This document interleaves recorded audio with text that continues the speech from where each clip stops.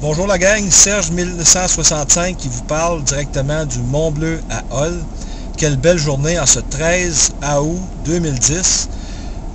C'est aujourd'hui la première d'une série de capsules visant à provoquer un dialogue, non pas des débats nécessairement, mais un dialogue sur Dieu, sur la religion, sur les temps dans lesquels nous vivons. Et moi, personnellement, mon histoire, c'est que j'étais ce qu'on appelle un chrétien ayant une religion. Je suis né catholique romain. J'ai été baptisé, confirmé quand j'étais jeune. Et comme bien les Québécois, avec qui je veux entreprendre des dialogues au sujet de Dieu et de la Bible et de la religion, eh bien, comme bon catholique romain, j'ai délaissé ma religion. Et j'ai plus tard découvert que Dieu, on pouvait le connaître d'une façon personnelle, intime, apprendre à le connaître en lisant sa parole dans la Bible. Aujourd'hui, mon sujet que j'aimerais aborder, c'est « faut surtout pas parler de religion ».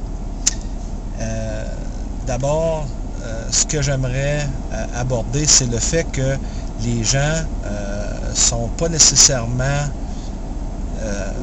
disponibles pour parler de leur religion, mais, comment je dirais, c'est comme s'ils étaient prudes à l'égard de leur religion. Ils veulent vivre ça d'une façon intime, sans le partager, ce qui est contraire, d'après moi, à ce que Jésus nous enseigne, car s'il est Dieu, il veut qu'on fasse partager sa gloire, il veut aussi qu'on fasse des disciples, et qu'on apporte la bonne nouvelle à la planète, au monde entier. Comme il dit en Matthieu 28, 19-20, allez de par le monde et faites des disciples et baptisez-les au nom du Père, du Fils et du Saint-Esprit. Et ça implique pas nécessairement de baptiser des bébés, mais aussi des êtres adultes, conscients, qu'ils ont un choix à faire en rapport avec Jésus-Christ. Mais quand vient le temps d'en parler avec des adultes au Québec, peut-être que c'est la religion qui fait ça. C'est aussitôt qu'on essaye de parler d'une façon plus précise de Jésus-Christ, c'est « parle-moi pas de religion, dérange-moi pas dans mes habitudes ». C'est comme si c'était tabou de parler de Dieu, puis les gens vont mettre une sorte de couverture de religion par-dessus ça. On va dire « toi, tu pratiques ce que tu as à pratiquer, puis moi, je vais pratiquer la mienne ».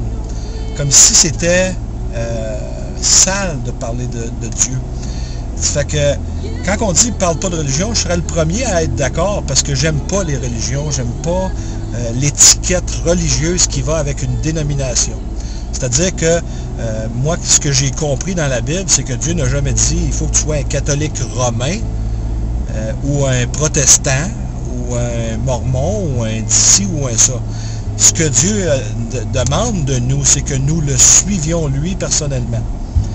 Et quand on vient pour témoigner de l'amour de Dieu, qui peut se manifester d'une façon bien concrète à des hommes, des femmes, des enfants ou des vieillards, eh bien c'est difficile parce que les gens se privent d'une expérience réelle avec le divin qui nous a mis ici.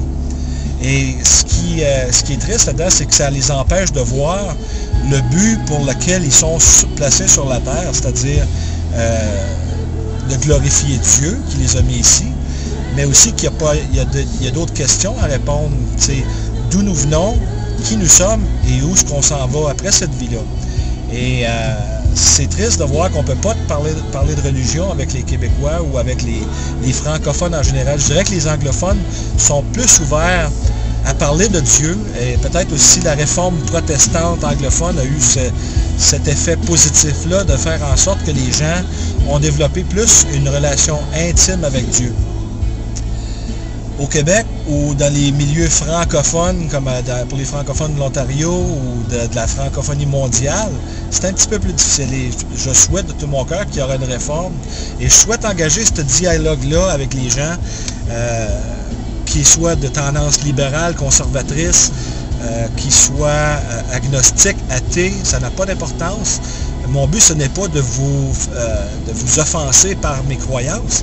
Mon but, c'est plutôt d'engager le dialogue et de dire pourquoi vous ne croyez pas ou pourquoi vous croyez, et en quoi vous croyez, en qui et quelle sorte de Dieu vous croyez, afin qu'on puisse savoir, mettre au clair dans tout ça, dans tout le buffet des religions qu'il y a sur la planète.